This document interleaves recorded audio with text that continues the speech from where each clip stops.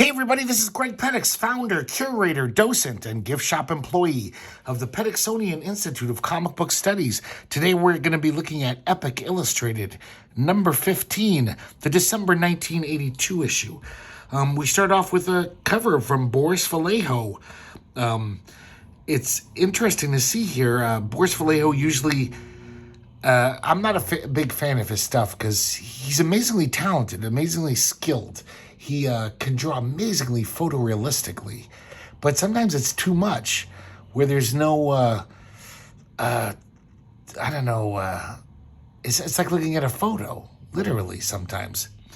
But I've never seen Boris draw this almost cartoonily, like this woman's face and this weird little critter here and the horse's anatomy and everything. And even the tree trunks, very Frazetta-like, the sinuous roots and stuff. So I like this cover a lot. It's pretty nice. Never seen Boris draw like this. Yeah, Epic is slowly getting all the great fantasy painters to do their covers. They've had Frazetta, the brothers Hildebrandt, Boris, and others. I'm just checking off the list.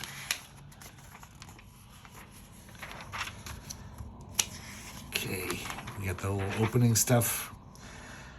And here we have the first chapter of Last of the Dragons. Here's a little front piece drawn by Carl Potts. So this is kind of almost like a mainstream comic. It's they've got like a whole crew working on it. Like all the jobs are broken down. So I guess Last of the Dragons was created by Carl Potts. So this first chapter and all the other chapters, so he plots them and then hands it over to Denny O'Neil, famous, mainstream comic book writer. He writes the script. Then it's inked by Terry Austin over Carl Potts' pencils. And the colors are by Marie Severin, letters by Jim Novak. So, typical Marvel style type comic. But I gotta say, these Terry Austin inks really make this nice. We've seen Carl Potts in a few stories in Epic previously. This is so much nicer with Terry Austin's really tight inks. He adds a lot to the pencils. I like this here. We see this like misty morning sky, and Terry Austin uses these broken up lines to convey that. I've never seen Terry Austin do that before. So it looks like we're looking at a misty distance. So it takes place in Japan, and we see this old, kind of a retired samurai. And he's just thinking about his life and just kind of meditating on this mountain. And he sees this warrior ride up, a young warrior. And then this dragon pops out. The horse panics and starts running away. And he's got to tell the horse, he's like, stop. We finally find what we're looking for and you're running away from it. Come on, this is a rare opportunity for glory. So the old man sighs. It is the kind of foolishness he recognizes. He sees his old self in this young warrior. He used to be headstrong and, vainglorious. So the warrior starts fighting the dragon. The dragon looks like he doesn't really want to fight at first. He's kind of backing up, just backing away slowly until he can't back up anymore. He's at the edge of this cliff. His little wings, he can't fly. Those are just vestigial wings. And this guy's being a real dick. He's like throwing rocks at the dragon, taunting him. Just being a big bully, basically. And finally, the dragon's got nowhere else to go. It looks like he's going to fall backwards off the cliff. But I think it was a feint. Because then he just slashes out at the warrior. Knocks his helmet off. And the old man's just watching it all.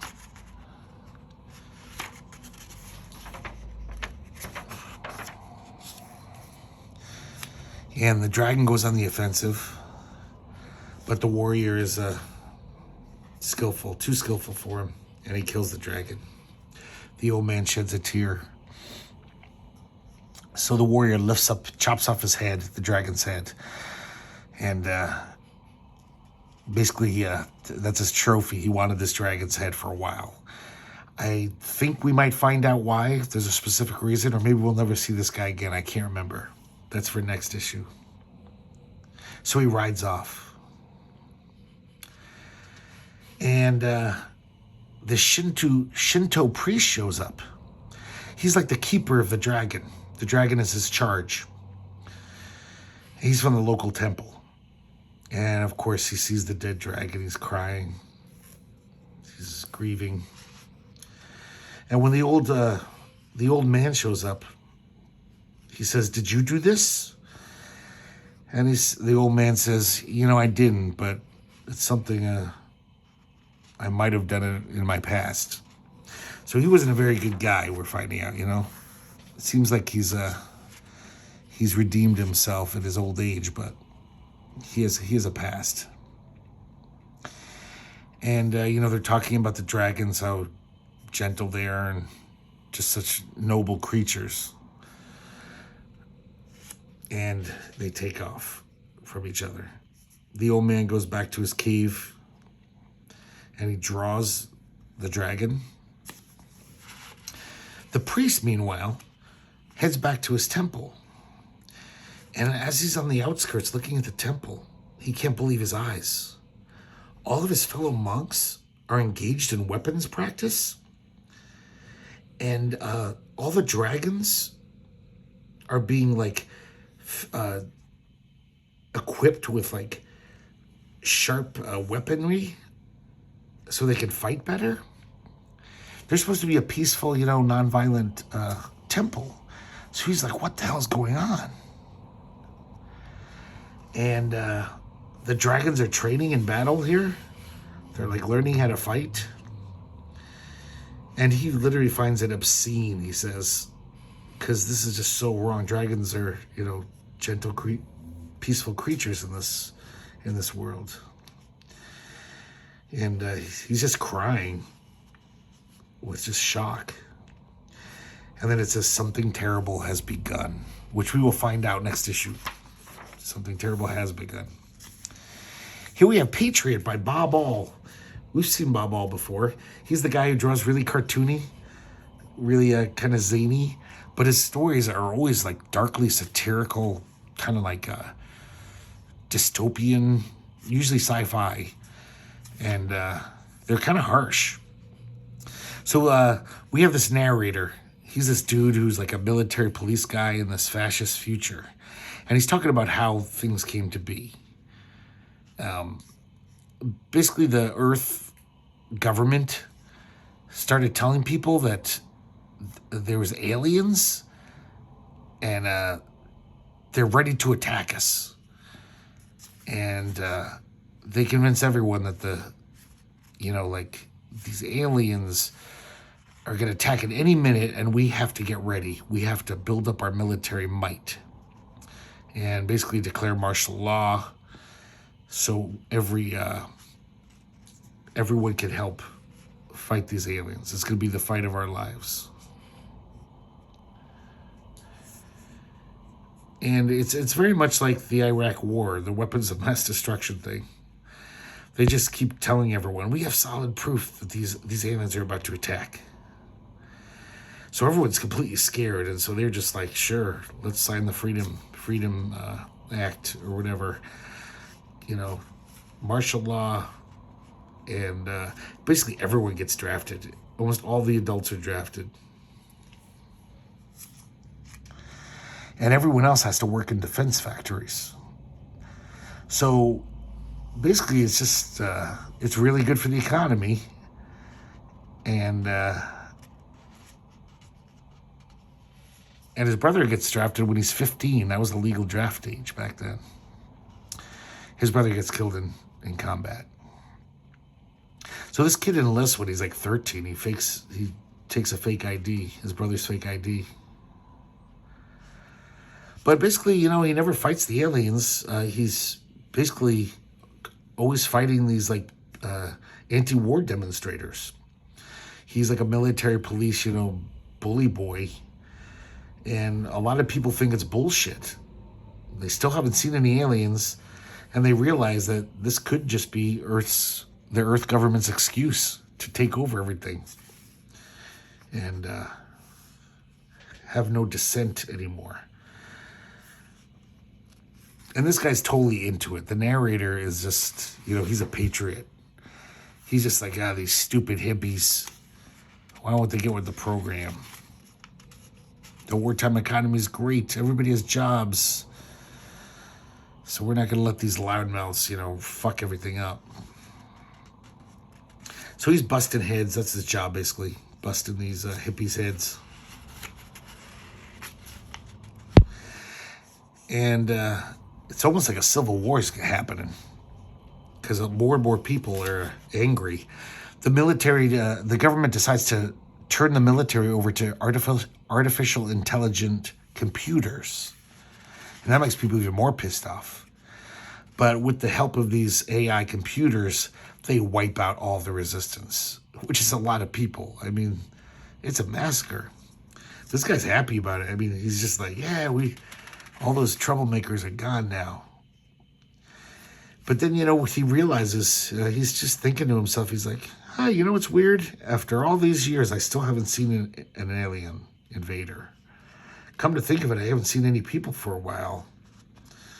I sure hope it wasn't a hoax. And then he says, oh, look, it's sunrise. It always makes me feel so warm and peaceful. And the irony is that it looks like the whole surface of Earth is just fucking weapons ready for the aliens that are never going to come because it probably is a hoax. I like Bob Ball's stuff. Very cynical. So here we have The Lays, Part 2.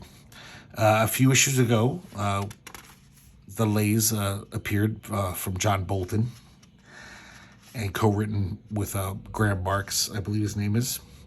Here's a little recap of what happened. And a little bit, they talked to John Bolton about, how he came up with the story. So this story takes place pretty much right around, it shows you the other side of the equation when the two sisters were attacked by the Demaid, who's this like sea witch. And at the end of the first story, one of the sisters went to the surface to escape. She kind of just left her sister to die, and she was killed by a Coke can. Somebody threw a Coke can and landed on her. Because they're very tiny, these Lays. They're tiny humanoids who live under the ocean. So now we kind of go back and we see what happened to Molly, the sister, who was being attacked. So she was wounded, but it's not life-threatening yet. So she swims away. She escapes the Demaid. And as she's escaping, this tentacle grabs her. And it belongs to this one. That's a nice painting here. John Bolton's got some painting chops. It's fully painted, this comic. And it turns out that it's this weird creature, Cephala, who's got this beautiful human face, but an octopus body. And it's weird. We find out she's a lesbian. And she's kind of pervert on little Molly, like groping her with her tentacles. And here it looks like her tentacles going right into her sweet spot. And Molly doesn't like it. She says, I don't want your help. Now leave me alone. So she's going to take off, but then she realizes the Demaid is still swimming around. She smells her blood and she's hungry. So Molly's trapped, but Demaid says, don't panic, my lovely. I'm going to help you. I got a plan. So she basically, this is the plan. She gives Molly a sharp coral knife. And she's going to sneak behind Demaid and slash her guts. And then I'm going to release, Demaid says, I'm going to release all my ink. So it'll make a nice smoke screen. So as soon as you slash her, she's going to try to chase you, but you're going to escape into this big, ink cloud. And she won't be able to find you. And the debate is so animalistic. She's her own blood. She's impulsively drawn to.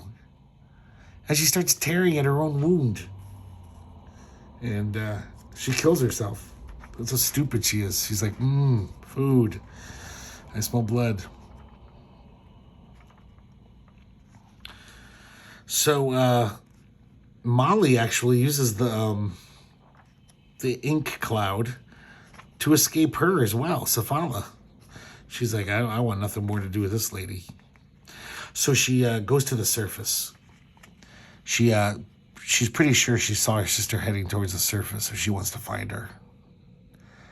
And here we see she's totally rotted and dead. She's been there for a little while. From that coke can landing on her. She's grieving. But then she looks up and she sees this human woman, giant to her. She goes skinny dipping.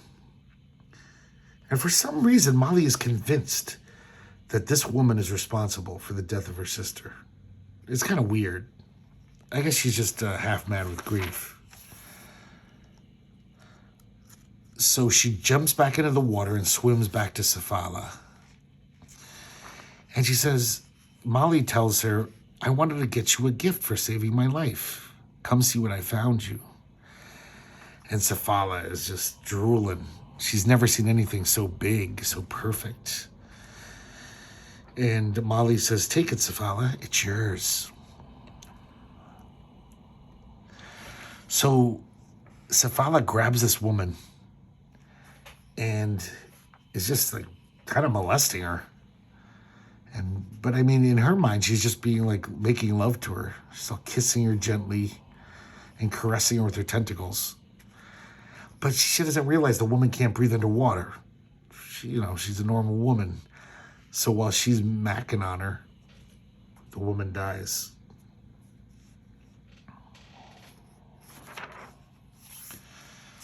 And Cephala realizes she's been tricked. And she says, Molly, you've used me once too often. And she starts chasing her.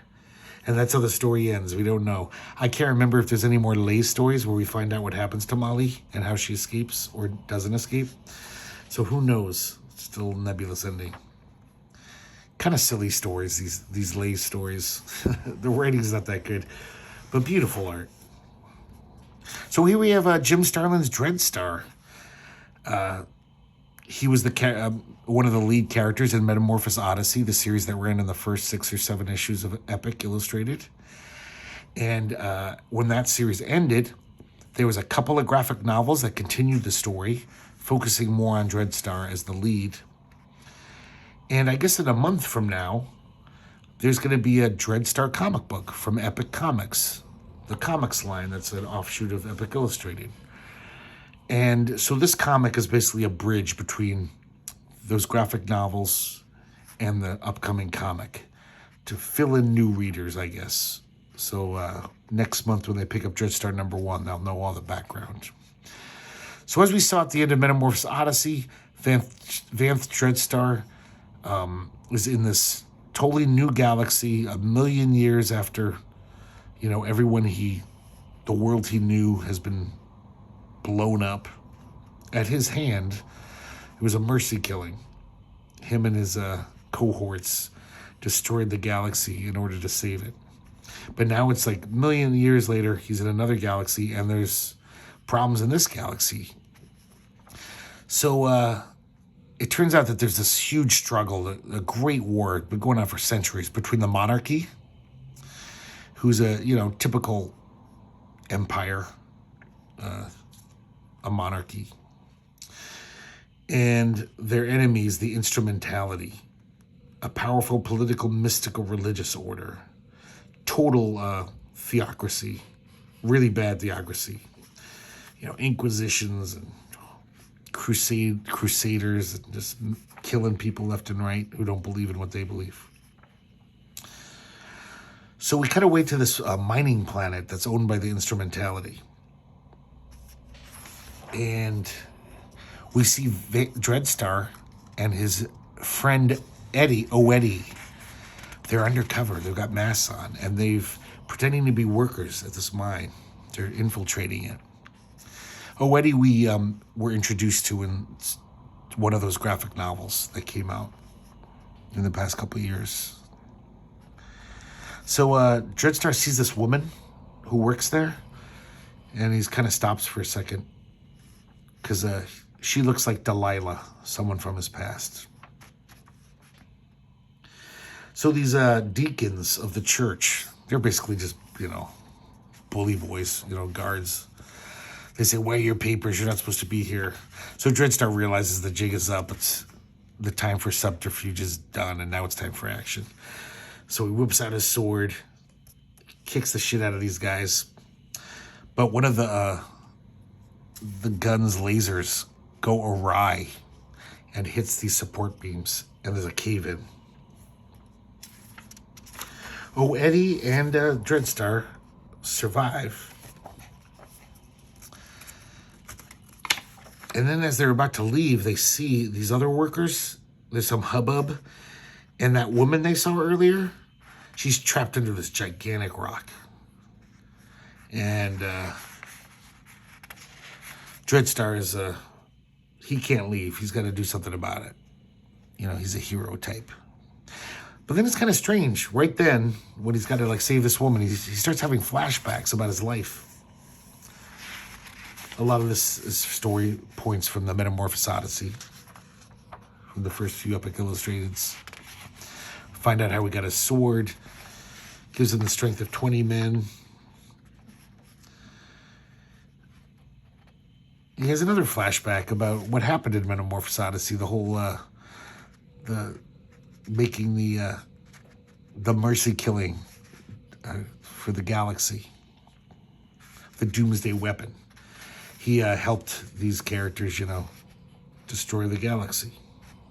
He was their muscle. So Dreadstar's still watching these guys try to save the woman. He's hoping that they've got this jack, but it totally blows up. So Dreadstar's like, "I gotta save it's up to me." And Eddie's like, "Come on, boss, we gotta go. You can't lift this rock. Don't be crazy." There's another flashback. I believe this is from the graphic novels, how he first met Eddie on his planet, and Delilah was there, and they fell in love.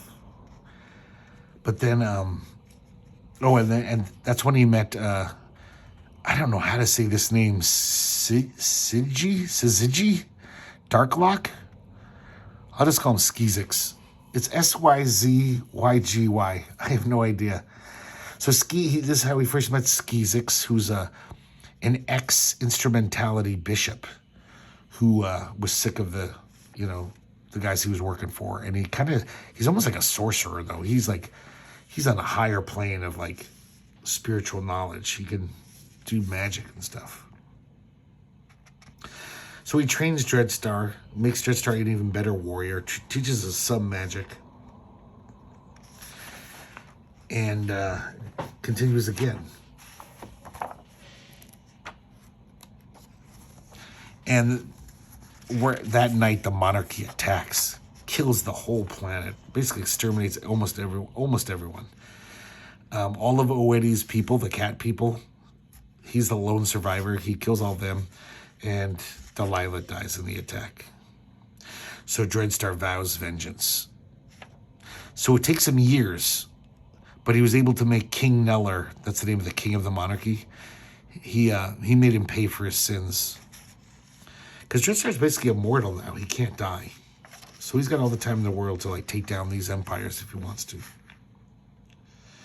So Dreadstar set up the king's nephew as a puppet monarch. And he forced him to pull the empire's military might back to boundaries the instrumentality could not breach. So he basically wants to influence both sides, just so the war's at a stalemate, so innocents aren't being killed all the time. And, hopefully it'll just become like a Cold War. So he's trying to do that. Okay, I hope that's the last flashback, because he's really got to save this woman. I don't know why he keeps thinking about shit. So he lifts the rock. First attempt, He's really strong and it's moving, but a piece of the rock breaks off and he falls over. Oh, Christ. Yeah, he has another flashback.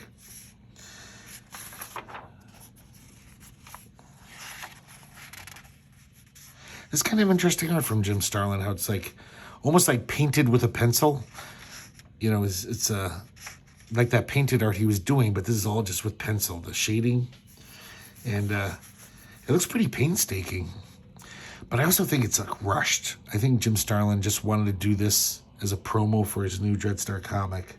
Some of the faces are a little janky and some of the anatomy is a little off. It's not the best Jim Starlin art.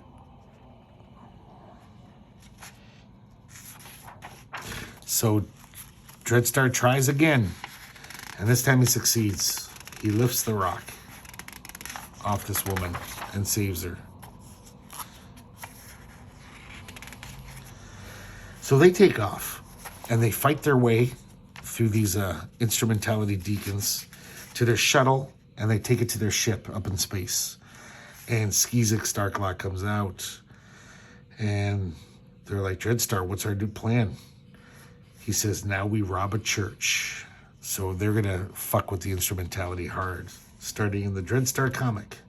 There's a little announcement there for the upcoming monthly comic.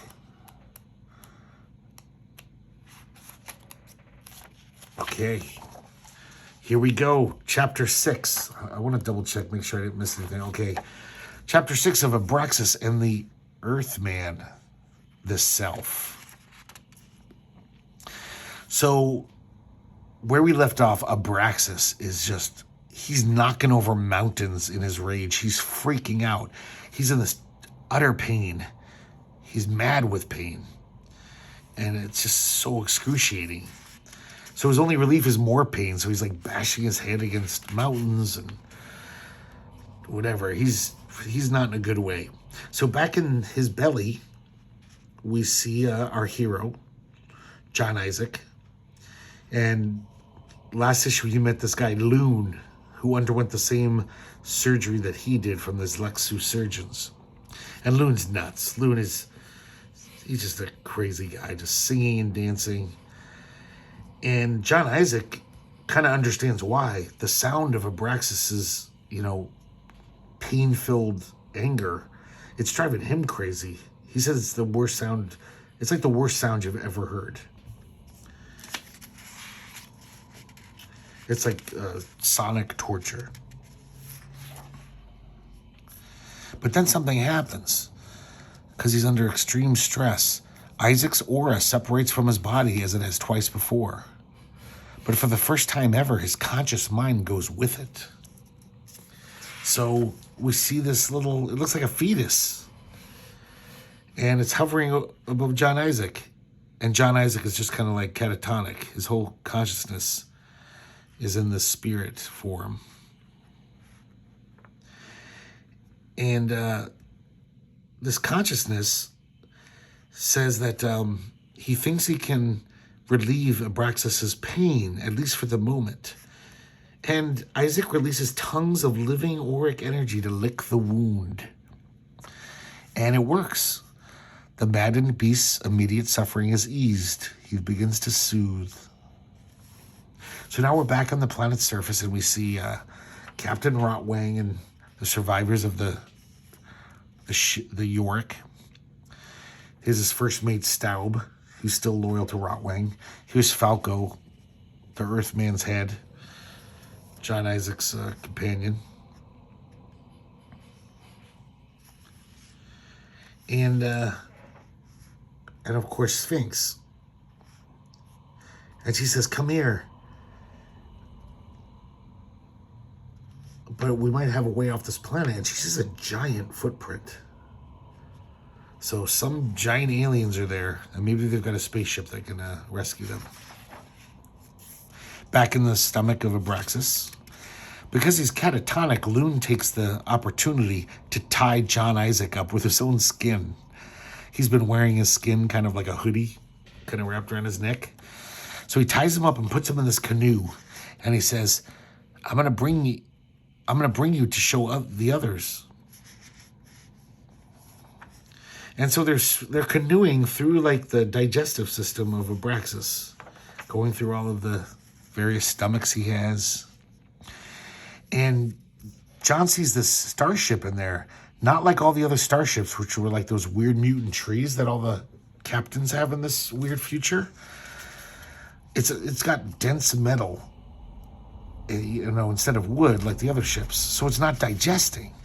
So it's piercing Abraxas's like stomach lining. And that's what's causing him so much pain. And then on top of that, chemical waste is oozing out of it. Tons of it are leaking into Abraxas's digestive tract. This is what he's screaming about. So now we're back on the surface, and they're looking up at the sky whales. Falco finally realizes how beautiful they are. Because in the rest of the universe, whales fly through the sky. It's only on our Earth. The gravity is too much. That's why they swim in the ocean. And then all of a sudden, one of the whales just gets lasered. And we see who did it. This guy, Ridge. And he's giant. He's the one who had the footprint, made the footprint from before. See, that's how tiny Rotwing and Staub are. And he's like 30 times bigger. And this is so weird. He's got these companions. Like, I think they're his concubines, basically. And they're just two schmoos. They look like those schmoos. And they're just constantly pleasuring each other. Just wrapped around each other, constantly experimenting with every kind of sexual thing. And they're just basically like, oh, come on, Ridge, take off your spacesuit, join us. You're so uptight. We've been cooped up in that spaceship for so long. This is our vacation. Come on. And then our little friends down here are like, maybe they're friendly. They're civilized. So let's see if they'll help us. And Staub comes out and he says, we've been shipwrecked. Can you help us? And the three giants just think they're rats. And they're like, kill them, damn vermin. And Staub, the loyal first mate, pushes Rotwing out of the way and takes the brunt of this laser blast. He's really fucked up. He's still alive, though. But like half of his face is burnt off.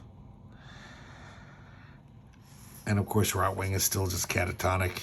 He's just mumbling and he's gone. So these two concubines are Mona and Booze. And they just keep molesting him. He's just like, would you guys leave me alone? Christ.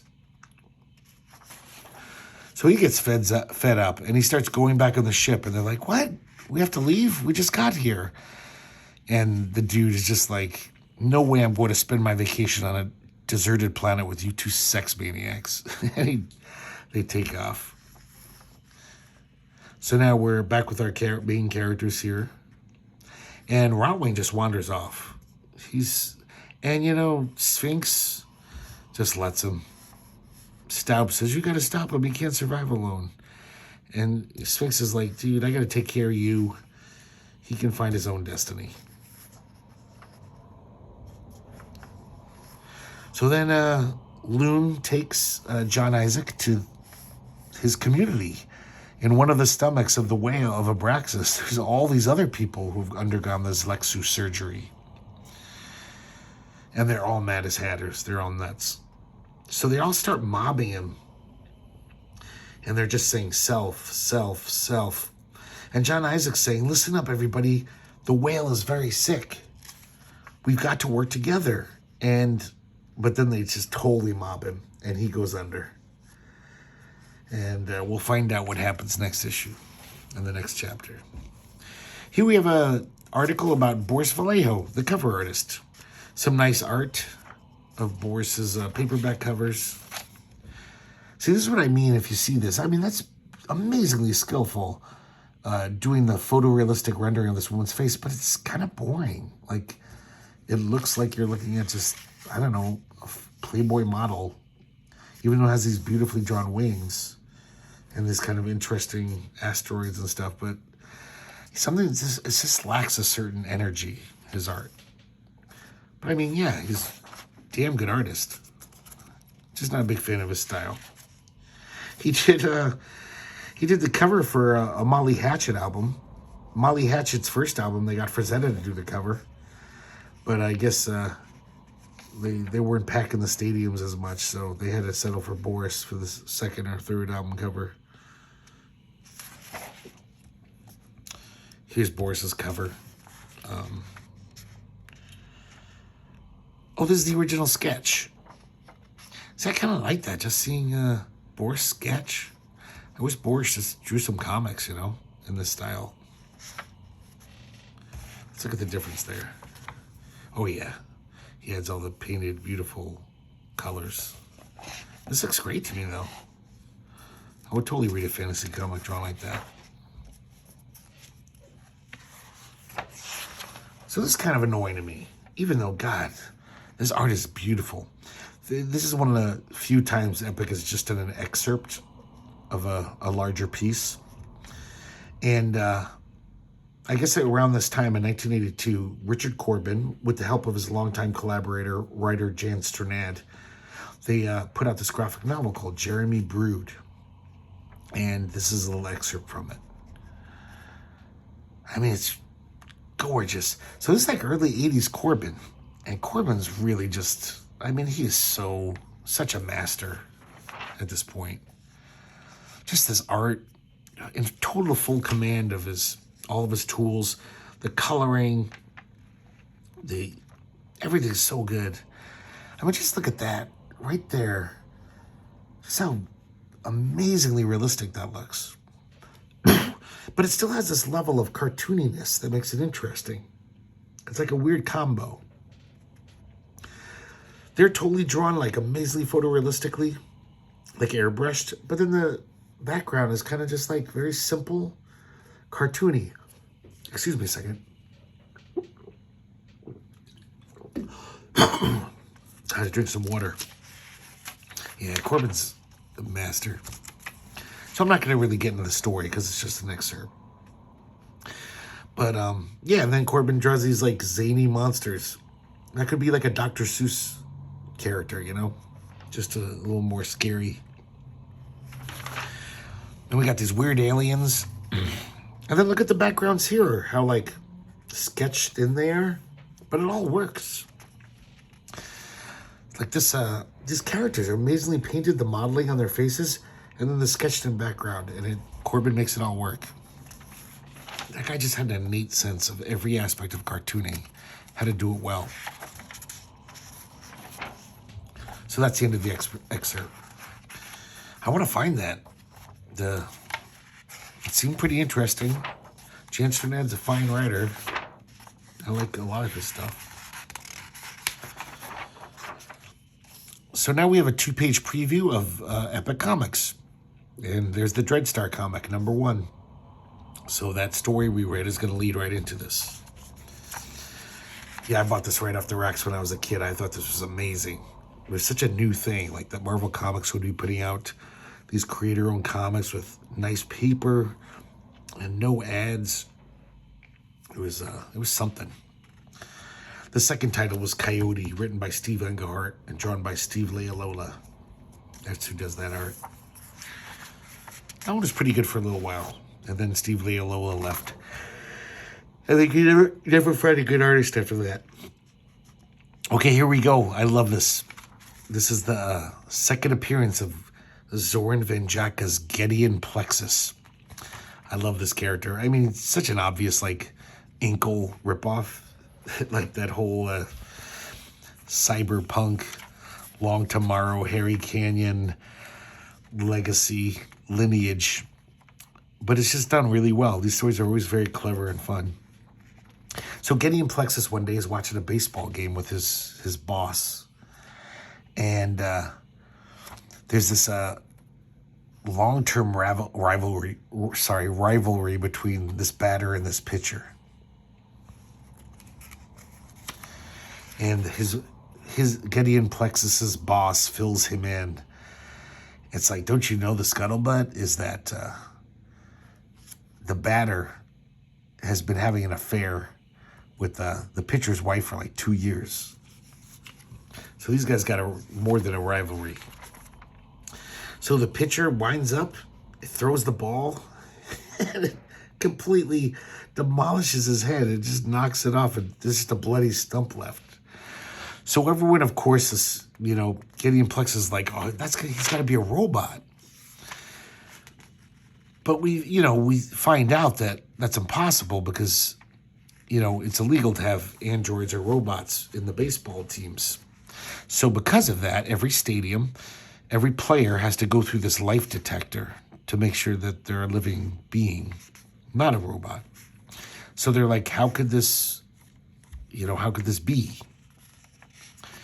There's no way.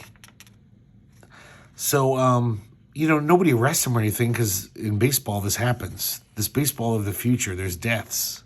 And that's just part of the game. So he gets away with it. So Gedeon Plexus rides off on his amazing bicycle. It's like the chitty chitty bang bang of bicycles. And this woman comes out of nowhere and she says, Mr. Plexus, I need your professional help. And then all of a sudden, these two guys, they start shooting at both of them. And Gedeon Plexus gets the best of them and takes off. His bicycle grows wings and it flies away with this young woman. He rescues her from them too. So he says, what's the job you want me for, miss? So she wants him to prove that pitcher is an android. And he says, that it's against the law to accuse anyone of being an android if it's not true. They'll send you up to the surface. In this, they call it the vertical glide. The punishment in this world, if you get caught committing a crime, is they send you to the surface where this nuclear war is being waged. Mostly robots are up there. But if you're a bad human, if you break the law, they'll send you up to topside and you'll probably die pretty quick. It's pretty inhospitable. So she gives them a miniature life detector and says, I want you to find that pitcher and, make sure that he's not an android. So, unfortunately, you can't just get near someone with this thing. The life detector's got to make skin contact. So he's got to get in close. So he tracks down where this guy lives, the pitcher, and he shakes his hand. It's almost like a joy buzzer. And the pitcher says, why did you do that? Hey, it's a life detector. And Gedeon Plexus thinks to himself, it didn't buzz. It didn't indicate that he's an android. But then the pitcher starts showing a lot of android-like tendencies, like punching through walls. And Gedeon Plexus is thinking, he can't be human. That device is shit. And he pulls out his gun and blows him away. And it turns out he is a robot. He's got this total, under his skin, he's got a total robot body. But in his chest cavity, there's a little rat who's got little food and water in there to keep him alive. And that's how he has been beating these life detectors all this time. And this woman shows up all of a sudden. And it's the pitcher's wife. And, this has all been her scheme. She killed her husband. Because, she didn't love him anyway. She was fucking the batter. And she replaced him with an android. And apparently in this world, nobody knows what rats are. Like way under the city, there's these tunnels and shit. And that's where all the rats are. That didn't make much sense to me. Rats get everywhere. You can't keep rats down. So she has all these pet rats now. She's trained some of them and she feeds them. So she presses a button and sends Gedeon Plexus down the booby hatch to his death. The rats are going to come out and eat him. But he's got his gun. And we cut away, though. So now we're at the young woman's apartment, the one that Gedeon Plexus was hired by. And the pitcher's wife shows up with two goons. And so what happened, what it turns out is that the reason why she had her android fake husband kill the batter, because in the past few months, the wife has been seeing her lover, the batter, hanging out with this young woman all the time. And she's incredibly jealous. And so she was just like so jealous that she killed her lover, the one she was having the affair with, the batter. She's screaming, and that bastard preferred you to me. Kill her, Zambo. And luckily, Gedeon Plexus shows up and blows away the two goons. And the young woman is just like, I'm so confused. I can't figure anything out. What the hell's going on? And Gedeon Plexus fills her in with the whole plot. But then he tells the wife of the pitcher, he informs her, here's that little twist. He says, yeah, let me introduce you to the daughter of the batter, your ex-lover. She wasn't his new mistress. This is his daughter. That's why he was hanging out with her, you dumbass. And the wife is like, oh, merciful Magoo, what have I done? Because in the Gedeon Plexus world, the big god is Magoo. There's a big religion about the magnificent Magoo. So Gedeon Plexus, typical hard-boiled dick fashion. He says, save your tears for the jury, Narissa. You're going to need them. With your husband's bones in the cellar and that android in your living room, you're going to have to take the vertical glide up to the surface. So another successful mission undertaken by Gedeon Plexus. I love that shit. I wish there was more Gedeon Plexus. I think there's only like 2. Maybe there's 3, I don't know. But that's it. Epic Illustrated number 15. I hope you liked it. And I'll see you next time here at the Petixonian Institute of Comic Book Studies.